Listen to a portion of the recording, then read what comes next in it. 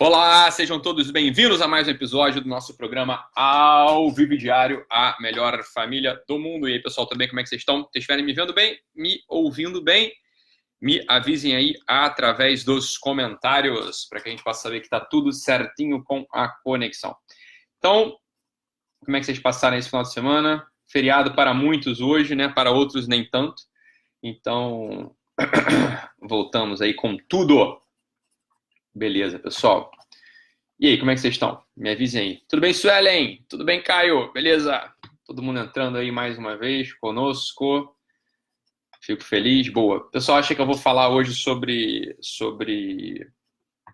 professores, mas é claro que não, né? Então, não vou falar nada sobre os professores por N motivos. Um deles é porque eu não quero. E o outro é porque, bem, não teria muitas coisas boas a falar sobre esse assunto, então vamos deixar pra lá, né? Vamos falar outro dia aí, porque deixa eles comemorar, deixa eles celebrarem aí, né? Então vamos nessa, pessoal. Obrigado aí pelas felicitações no dia do professor aí que o pessoal deu, agradeço. Mas hoje eu queria falar sobre uma outra coisa, que pode jogar um pouco de luz aí em vocês, né? Então, uma live mais tranquila, uma live mais informativa, né? Que talvez num primeiro momento seja mais difícil para a gente pegar o conteúdo dessa live aqui, mas é uma live que vale a pena. Hoje a live é uma live de chamado, na verdade, de rememoração, de lembrança sobre um assunto que eu tratei num outro lugar, até no assunto lá da minha aula online gratuita sobre o curso dos 4 temperamentos, né?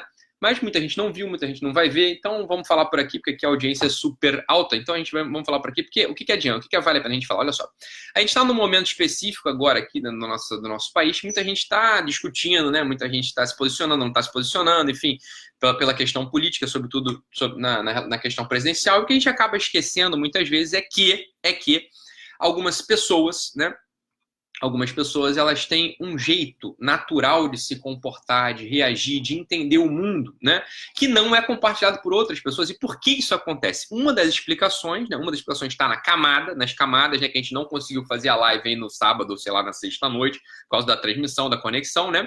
E um outro motivo é o motivo do temperamento, né? O temperamento humano, ele marca um jeito específico que a gente vê o mundo. Ele marca uma forma específica que a gente experimenta o mundo. Ele dá também um tom da forma como a gente se manifesta no mundo, né?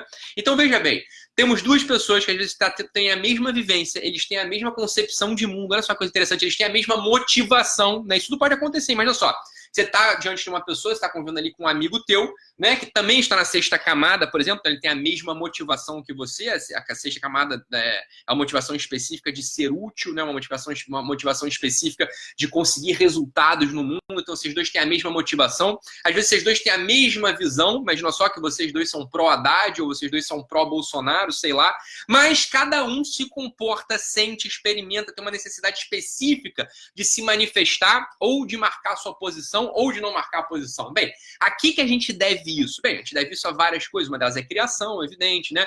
Outra delas é entendimento, por aí vai, mas tem uma coisa que é o temperamento, né? Então, o temperamento humano, ele marca esse modo, ele marca esse tônus, ele marca esse modo que a gente tem de se posicionar no mundo e da gente se manifestar no mundo. Isso é bom, todo mundo tem que saber disso. Por quê? Porque isso vai ajudar a gente pra caramba, por exemplo, a se relacionar com os nossos colegas de trabalho. Isso ajuda pra caramba a gente se relacionar com nossos parentes, isso ajuda a gente se relacionar com nossos filhos, porque é claro, se a gente entende uma coisa que é tão fácil, é tão simples, olha só, se a gente tem que aprender isso, a gente já sabe disso, né? Mas a gente tem que sempre ser relembrado desse assunto. Qual que é o assunto que a gente tem que relembrar? É o assunto seguinte, olha só. As pessoas, elas não sentem do mesmo modo que eu. Isso é uma coisa que a gente tem que lembrar todo santo dia pra gente não cometer injustiça, pra gente não ser chato, pra gente não perturbar a cabeça dos outros, né? Então, olha só, presta atenção. Pessoal, vamos lá. Esse aqui é o primeiro exercício de empatia que a gente tem que ter, é esse, né? As pessoas não sentem do mesmo modo que eu. As pessoas têm um modo de experimentar um mundo que não é igual ao meu. E veja só o que eu vou te dizer.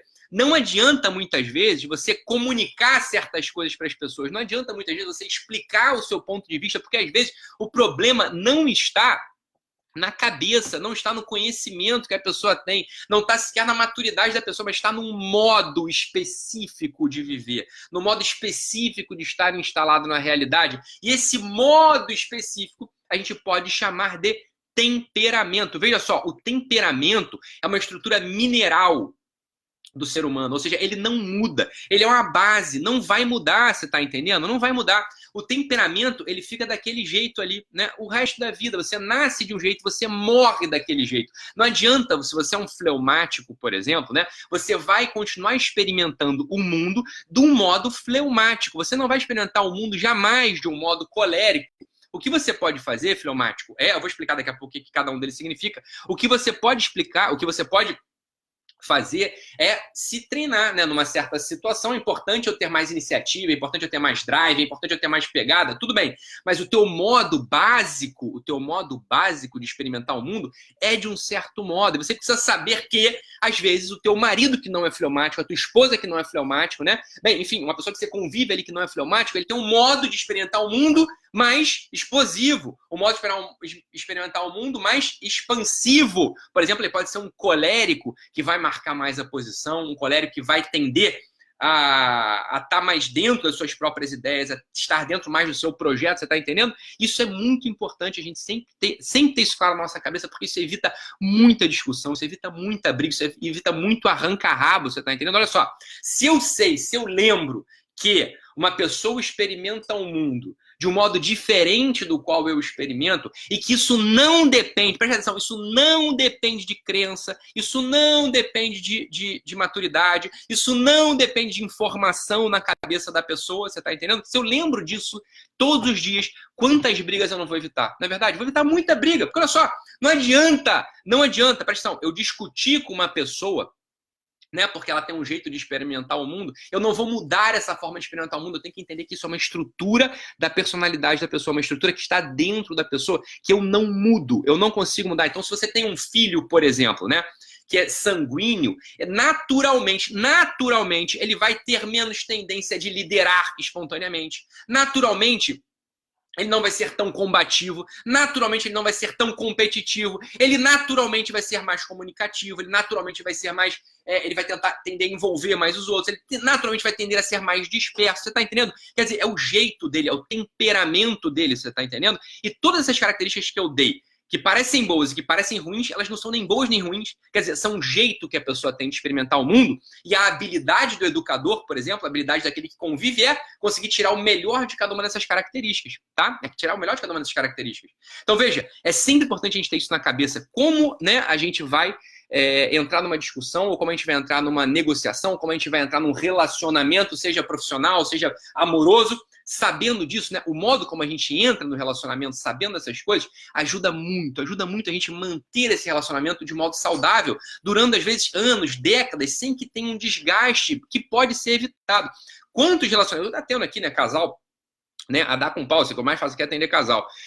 Quantos relacionamentos são desgastados, estão desgastados não porque o amor acabou, não porque o tesão acabou, não porque, sei lá, cada um acredita numa coisa, nada. Às vezes só estão desgastados por quê? Porque as pessoas não lembram desse detalhe, né? Cada um experimenta o mundo de um certo modo, e esse modo a gente não vai conseguir mudar. Então, por exemplo, se eu tenho um marido, né, fleumático, né? Meu marido é fleumático. Quer dizer, o que é o fleumático? O fleumático, né? O fleumático é aquele que funciona como a água, né? Quer dizer, se você não mexer, a água fica parada. Se você não mexer, a água, ela se adequa ali, né, ao recipiente que ela está posta, né? Quer dizer, o fleumático tem esse simbolismo com a água, né? O fleumático, ele vai tender a ficar parado, a envolver, né? Ele tende a se acomodar e não tem ali uma energia própria, por assim dizer. Quer dizer, ele tende a observar as situações com calma e a se adequar às situações, a envolver as situações. Veja, se você sabe que o seu marido é assim, você não vai ficar irritadíssima porque ele não dá, por exemplo, o palpite, ou ele não tem a motivação de te chamar para sair, ou ele nunca escolhe o restaurante, ou ele nunca tem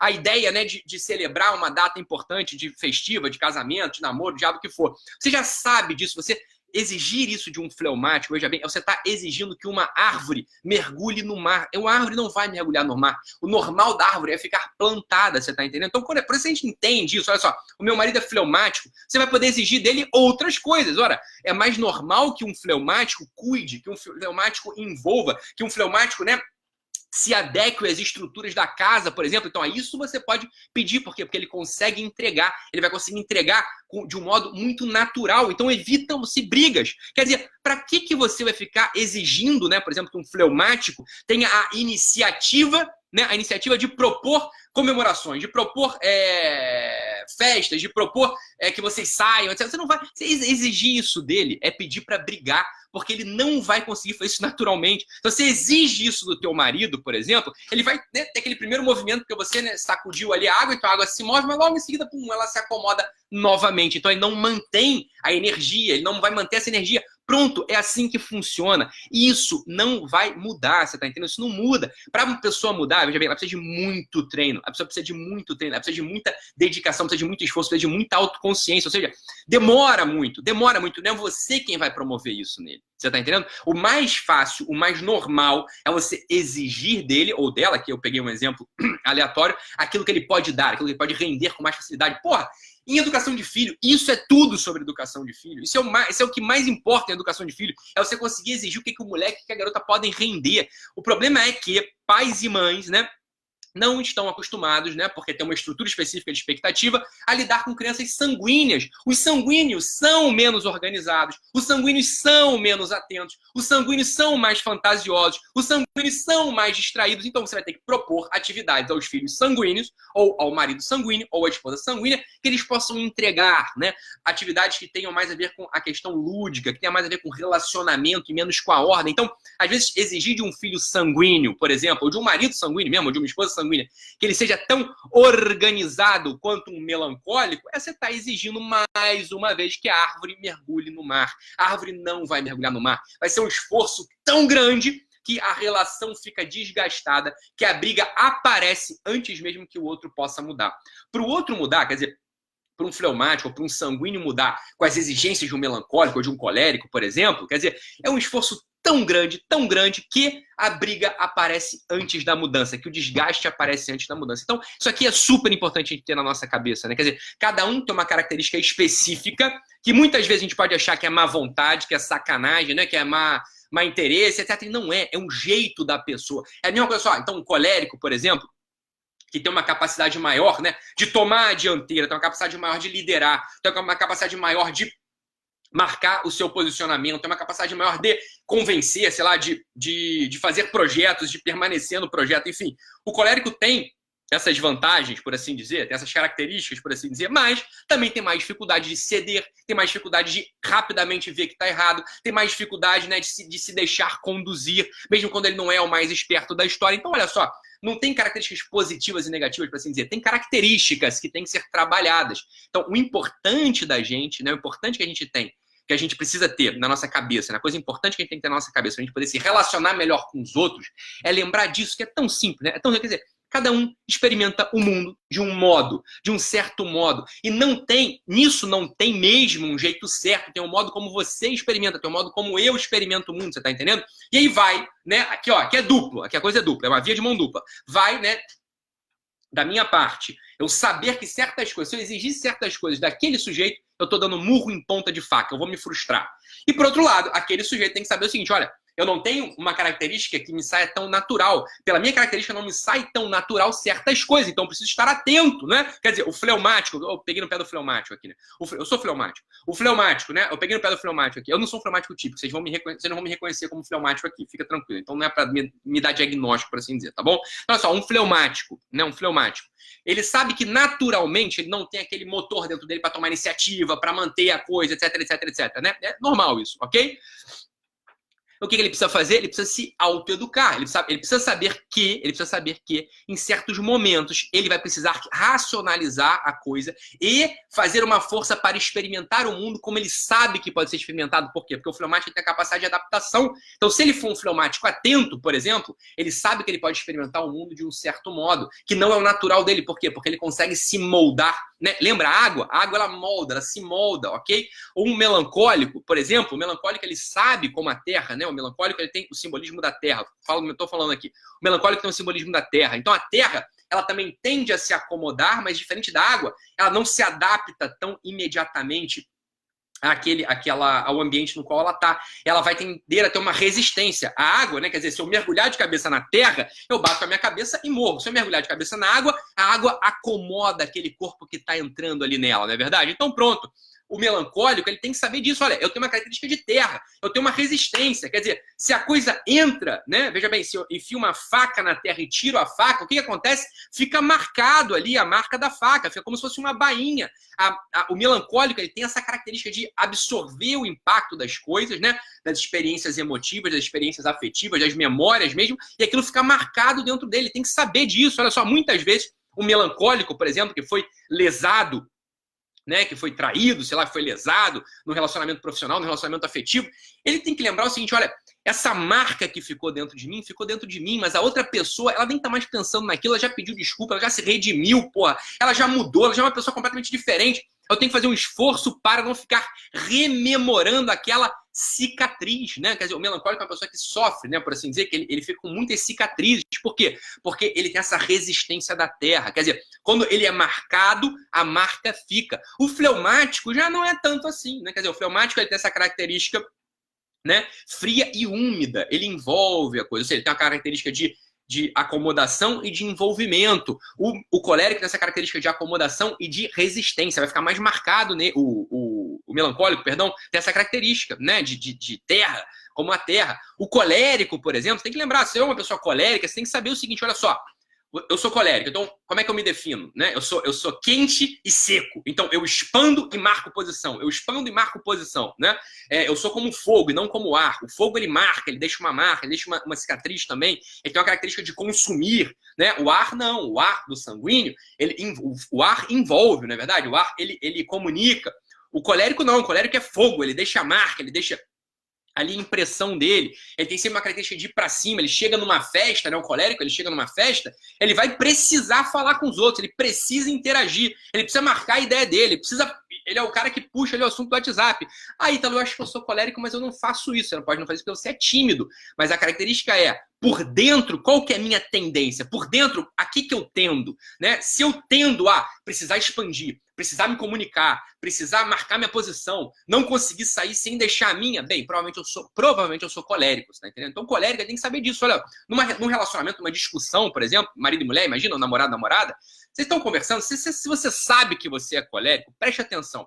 Você tem que saber o seguinte, olha, pode ser que mesmo que eu tenha notado que eu já não tenho mais razão, eu continuo discutindo. Por quê? Porque o normal é marcar a minha posição. Eu tenho que deixar uma marca. Eu sou colérico. Então, se você é um colérico inteligente, você vai já para a discussão, você já tem que começar a acender ali o farol. Só, porra, eu sou colérico, eu vou brigar, eu vou começar a perder a razão e vou continuar mantendo esse assunto. O que vai acontecer? Eu vou acabar com o meu relacionamento. Então, se você é um colérico, ó, você tem que ter os teus... Se você é fogo, né, colérico, você tem que ter os teus sistemas, né, de anti-incêndio aí dentro. Você tem que ter, né, o teu hidrante ali instalado. Você tem que saber que a coisa é assim. Você vai começar a tacar fogo em tudo, mesmo depois, mesmo que você já tenha perdido a razão. Então você já vai para a discussão já com o teu alerta ligado. Você já vai, ó, começou aqui o caldo entornar.